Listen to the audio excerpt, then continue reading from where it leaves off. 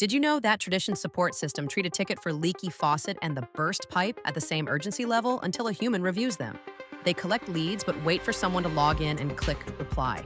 Managers spend up to 40% of their day answering status update calls and emails. If a contractor's insurance expires or a scheduling API fails, it can result in negative customer experiences directly resulting in loss to your home equity.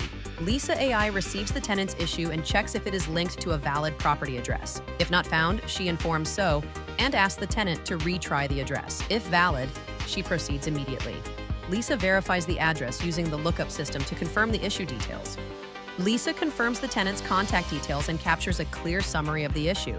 Approximately 31% to 45% of tenant turnover is directly attributed to poor maintenance experiences. If a non-emergency maintenance request is not addressed within 48 hours, tenant satisfaction scores drop by over 60%.